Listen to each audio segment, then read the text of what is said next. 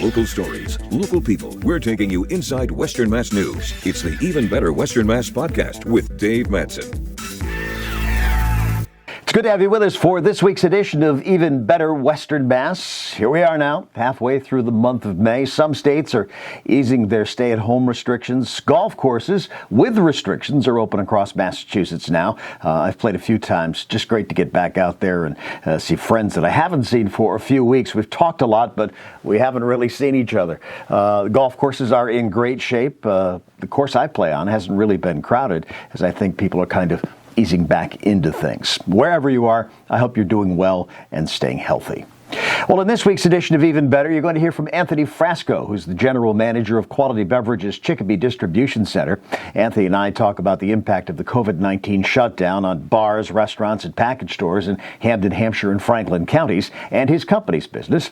My first guest, though, is Peter Rosskothen, a good friend. Peter has been a mainstay in the Western Mass food and hospitality industry for more than 40 years now. First with Boston Chicken, later Boston Market. In the mid-90s, he renovated and reinvented the landmark log cabin restaurant in Holyoke, purchased the Delany House in Holyoke, and later the adjacent D Hotel and Suites.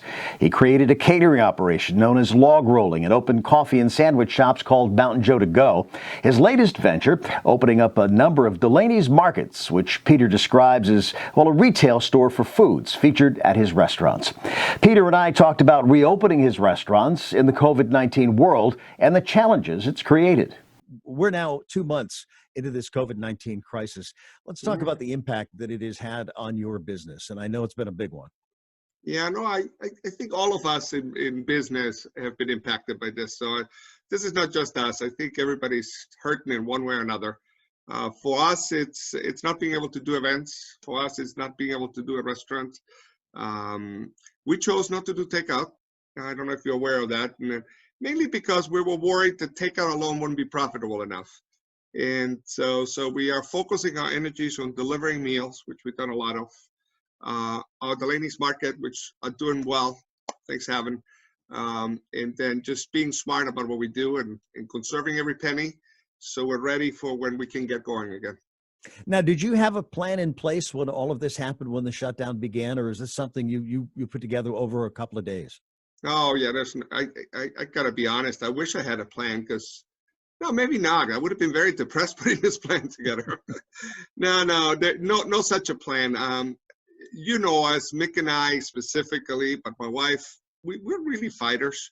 So the second we got shut down, we just started thinking, how can we be a little different? How can we do something that helps us get through this? And one side is to minimize your expenses.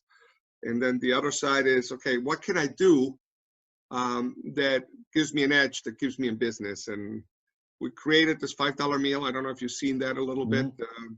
And we've had a lot of success with that. We're not making money in this $5 meal, Dave, but it's working. We got Home Depot's buying them. We got this woman in Hadley. She is an amazing woman. She decided that she wanted to buy these meals for her neighborhood one week, and we're pretty much delivering 400 or 500 meals to her house once a week, and then her neighborhood comes and picks them up. Very cute little story. So the stuff that's come out of this $5 meal, I can spend a half an hour just telling you about it. Not a money maker, but it feels good to make a few people work. I've been the delivery driver. I went from running the company to delivering, but I love delivering. You see people, you walk into the hospital or wherever you walk into, and you get greeted very warmly. People really like it. So that's been the silver lining in this thing. Well, you're always, I've always, and we've talked about this before, always kind of one step ahead of the game as far as marketing and doing different things. So I guess part of this too is, while you're not making a lot of money on it, you are keeping some people employed and you're keeping your name out there.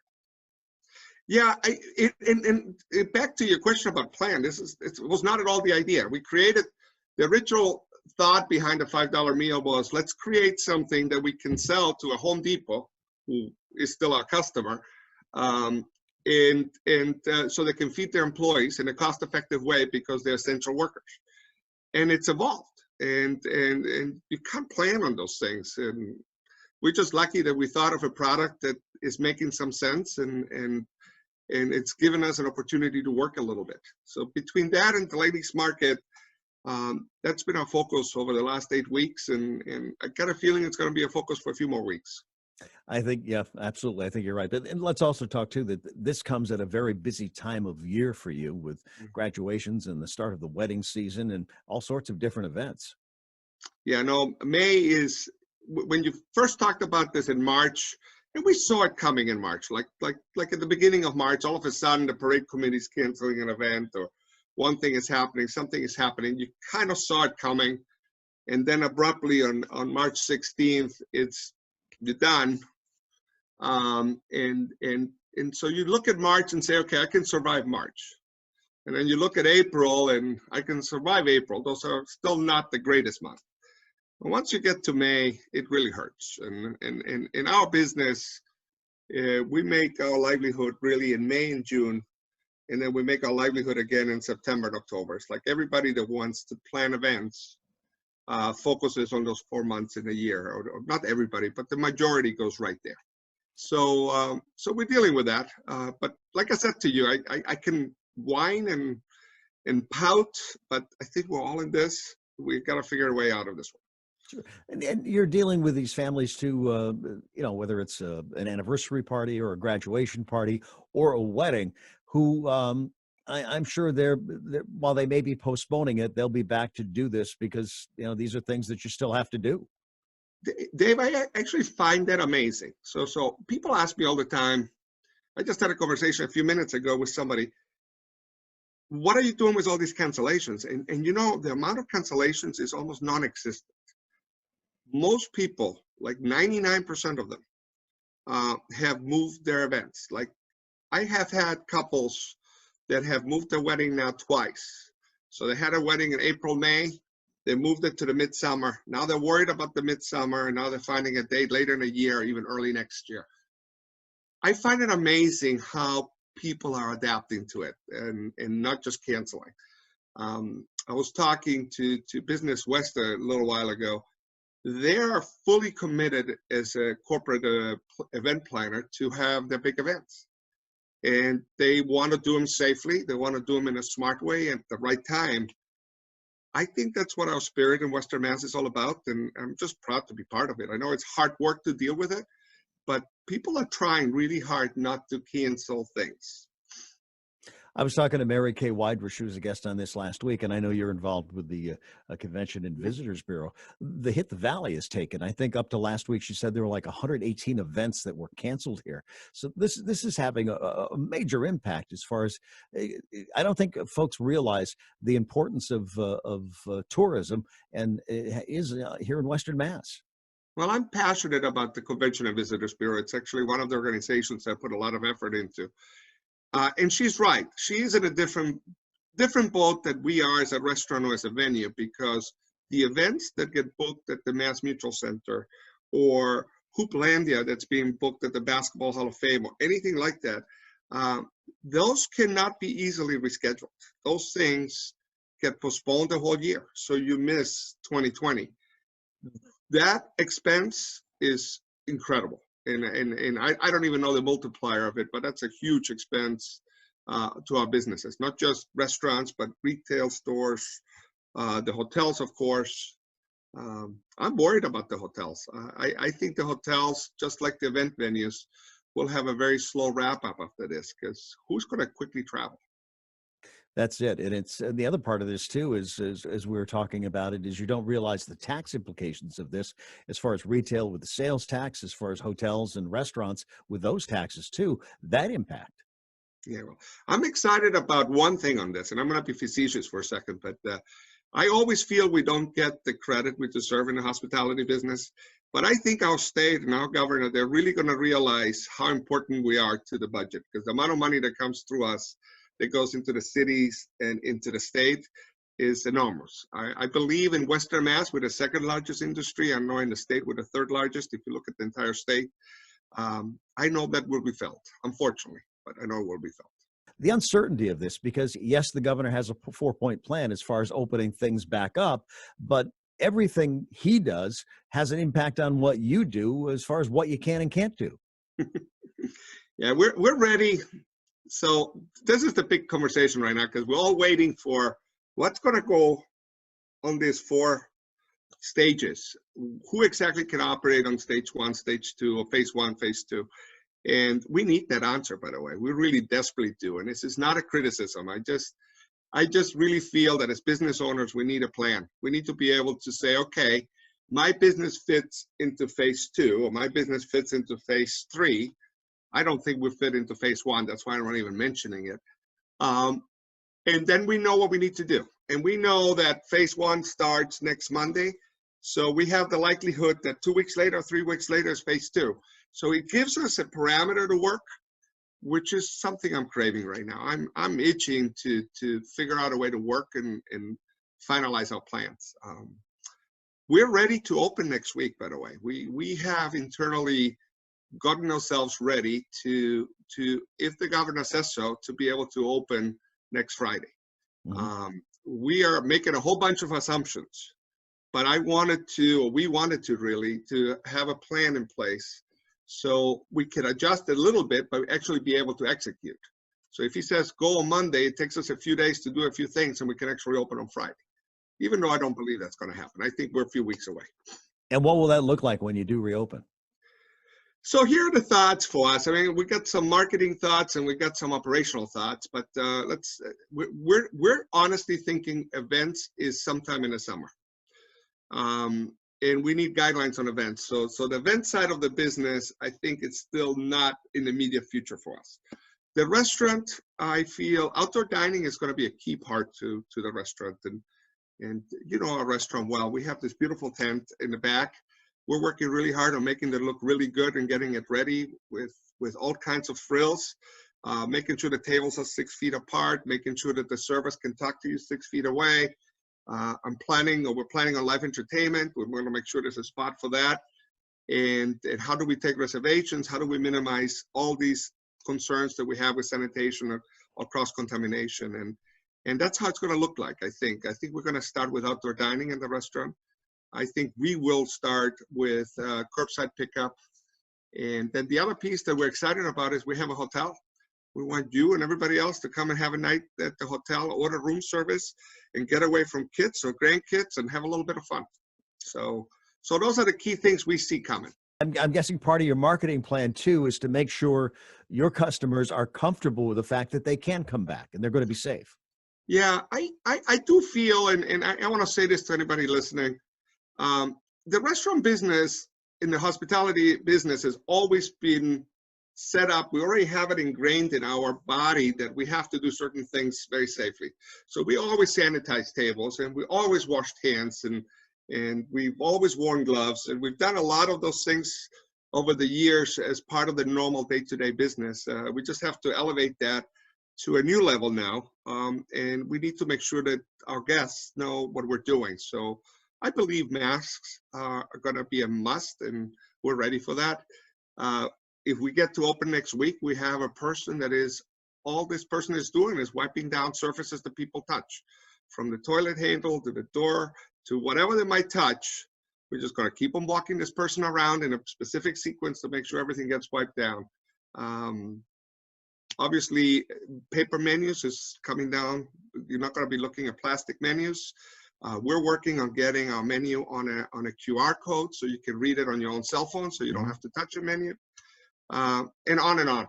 There's so many things that we're thinking and we're working on implementing so we can be open in a safe way for our guests.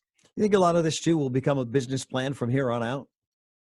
I do. My worry, and I had a really great interaction with our Congressman Richie Neal, and we talked openly about this. And my worry is one that I haven't put my finger on.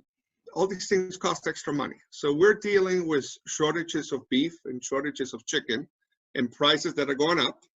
So there's a problem. Then now we have masks and extra staff to do additional sanitation. And then we have lower table capacity. So we have lower economies of scale. And on. There's so many little hidden costs here that the cost of operation per person or per guest is going to go up quite radically. And how do you price it in a way that a guest will come to you and feel it's a good deal. And I suppose too, we look at this to think of the time where we are going to get back to where we were before all of this hit in March. That if that's ever a reality for us anymore, I heard somebody mention the other day that this whole thing is nature's way of saying you thought you were in control, but you're not. Well, we're not in control. We've never been in control. We've never been in control. I agree with you. I think there will be a new normal or a new reality. And I'm certainly hoping that I can give everybody a hug again. And I'm certainly hoping I can shake hands again. But I think we're going to think twice about a lot of things.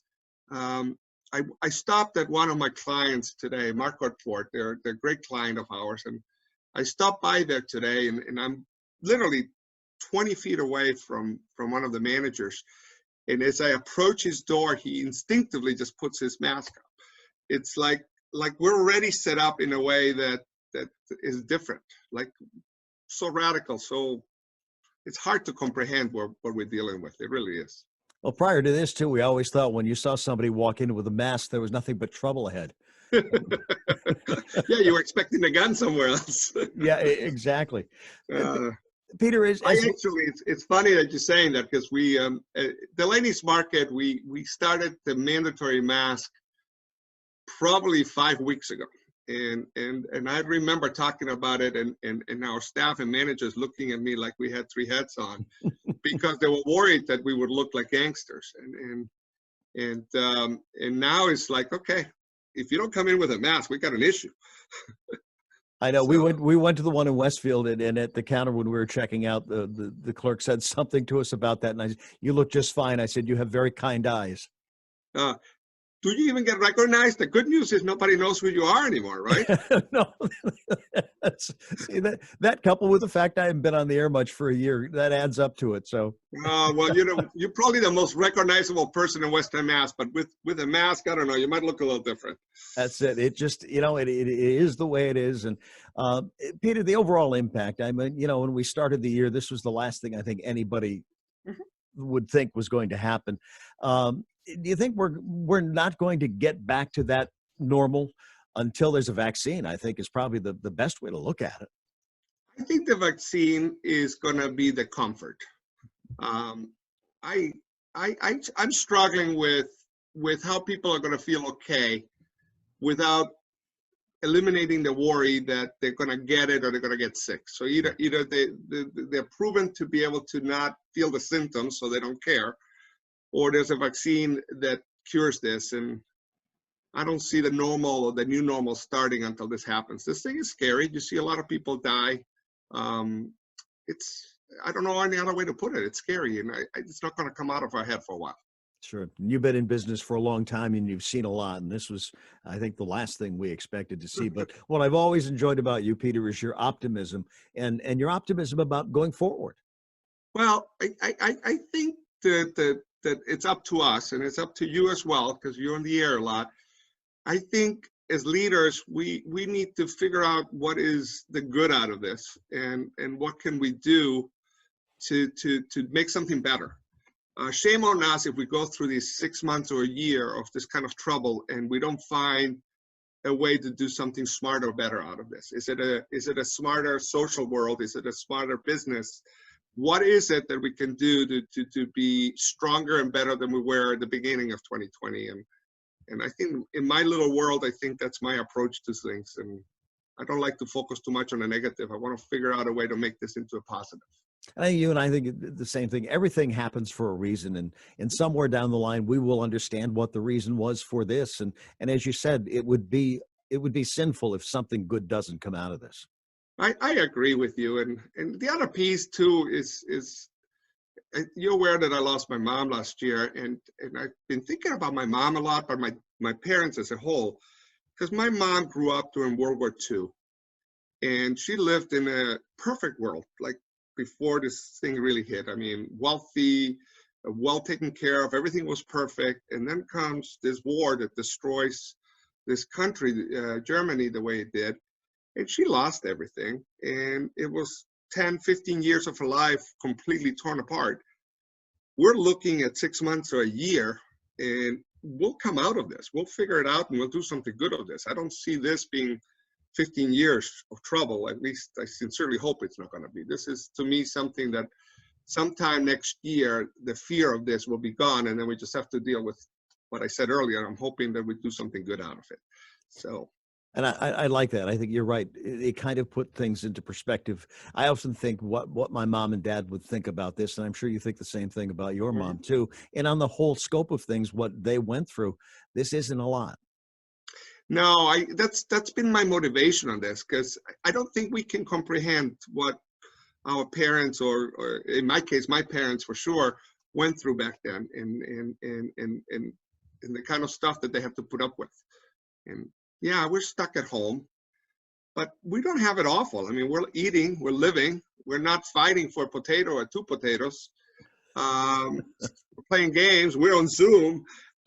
It could be a lot worse. It really could be a lot worse. And that's why I think you're putting it in very good words. That there's a perspective here that we need to keep in mind and move forward. My thanks to Peter Rosskothen for taking time to be with me on this week's edition of Even Better Western Mass. My next guest is a longtime friend. We met many, many years ago on the Jimmy Fund Council of Western Mass. He's Anthony Frasco, who's the general manager of Quality Beverage's Chicopee Distribution Center. Quality, which is based in Taunton, took ownership of Williams Distributing in Chicopee last fall. Williams was owned by the Sadowski family for some 69 years. Anthony and I talk about the impact the COVID-19 shutdown has on his business and on bars, restaurants, and package stores in the Pioneer Valley. Let's talk about the impact of COVID-19, the coronavirus, on your business. This is a big time of year for you, I know. Sure, that's a loaded question, Dave. Certainly started back in early March when the entire on-premise segment of our business was forced to close basically overnight, right around St. Patrick's Day, and coming into a busy time of the year. And we call on 940 customers here in Hampden and Hampshire County.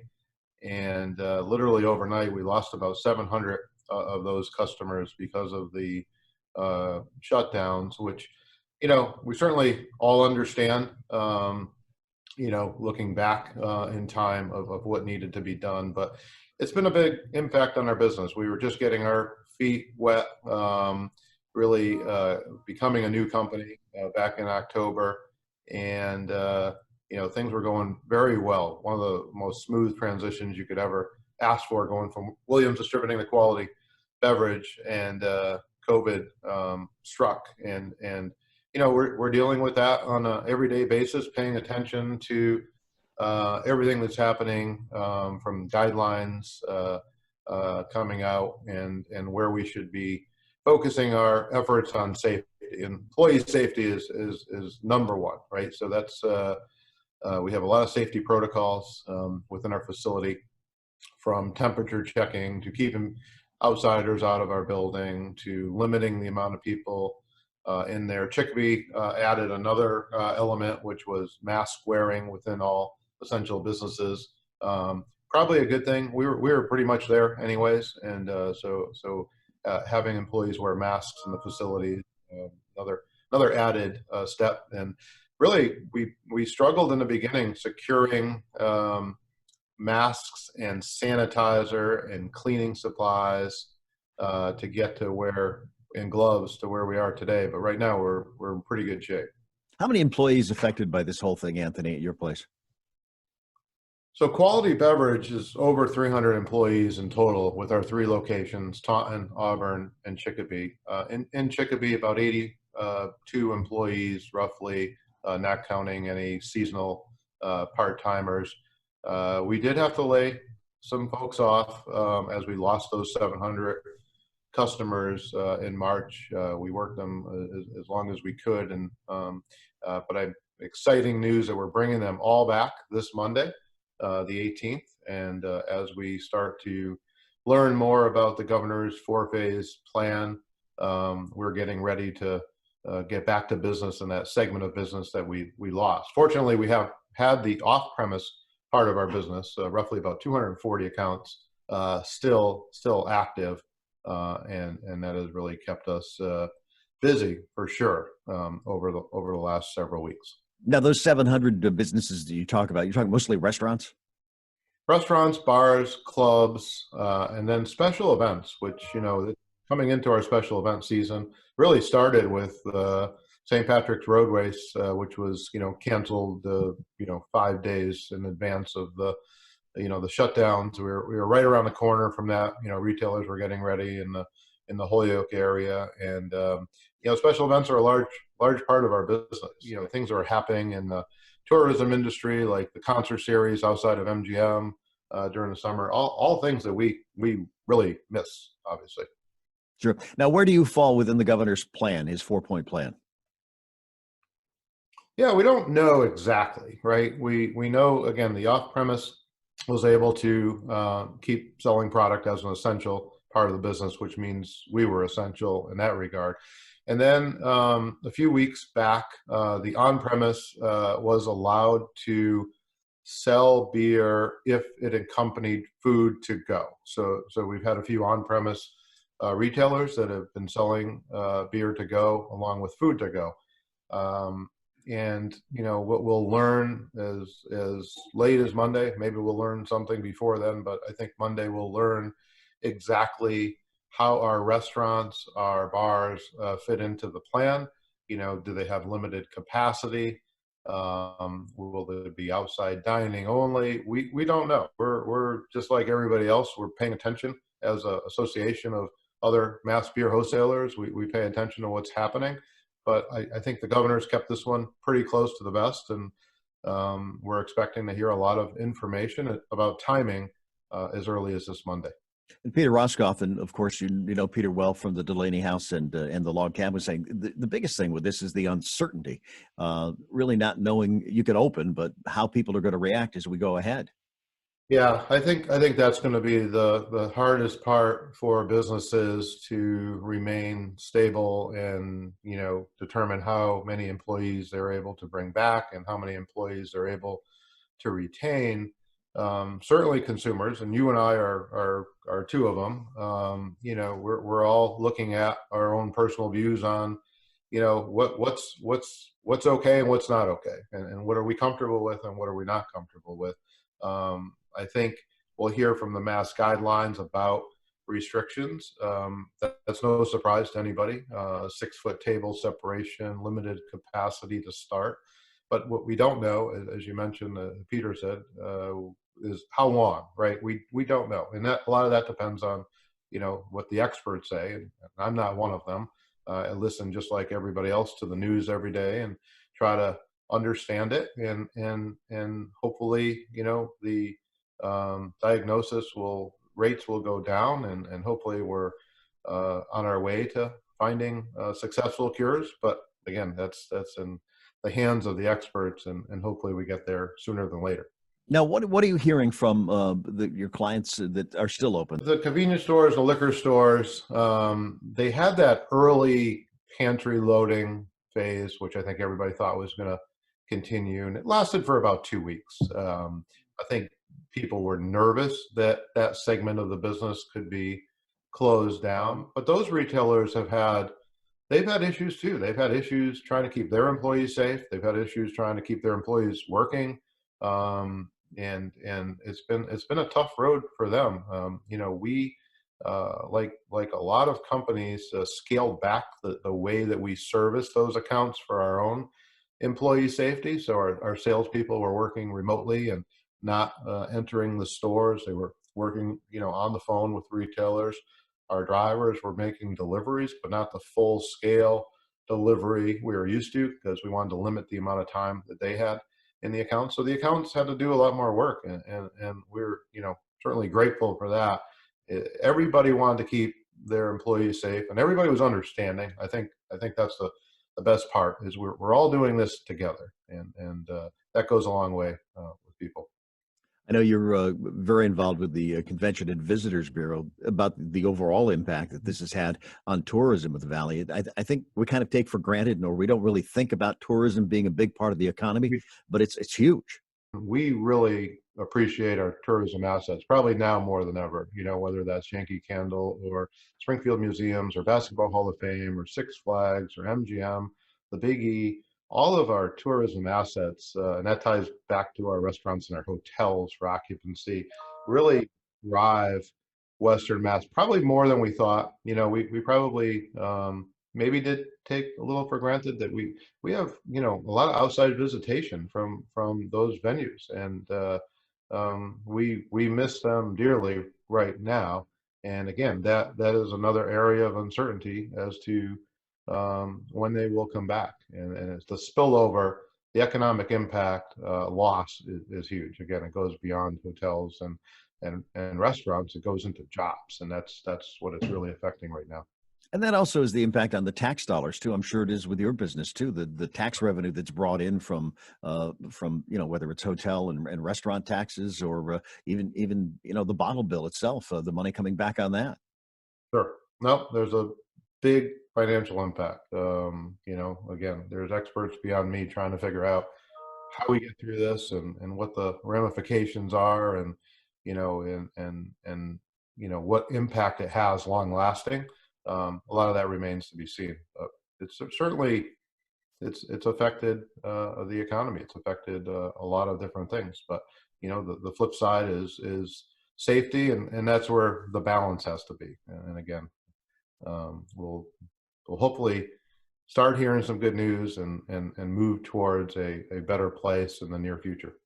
Now, as you look ahead, the impact this may have on your business plan, in many ways, I've heard from a lot of people that we've learned a lot of things about what we can do, and this may change our overall outlook as far as how we do business. No doubt, no doubt, and we're very much a part of that.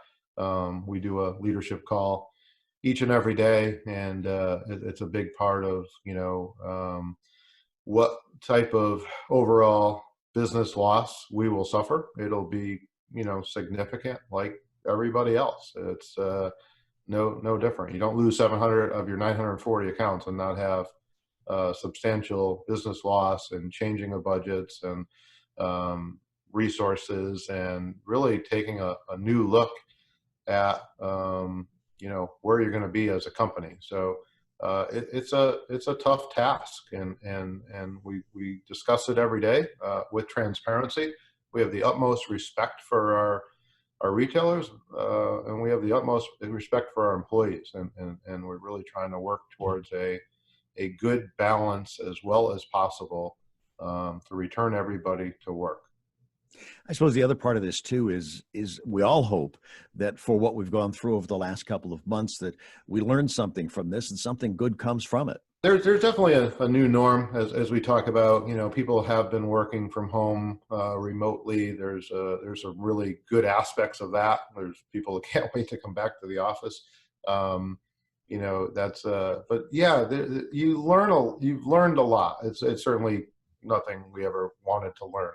But because we're in this situation, we've definitely learned a lot different ways of communicating. You and I are good friends, and we're talking to each other through laptops today. So it's changed things, but maybe in some ways there's a level of efficiency, the way that we maybe don't have to be in the same room together.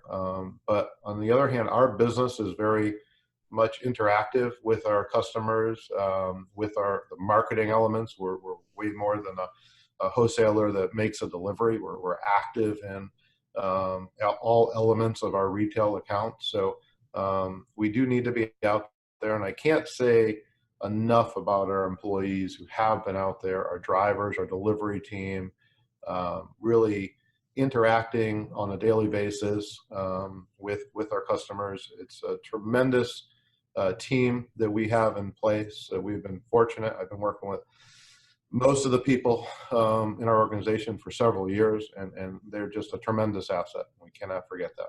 I think the other part of that too is, yes, we can do stuff like this and over the phone and everything else, but there's that element of that one-on-one. And I know that's always been a big part of your business with, Sure. dealing with your clients is that one-on-one and that trust. So, we can't wait to get back out there. We are in the people business. Our 940 customers, our special events, our there's samplings that we do, and everything that we do. We know our people. We miss our customers.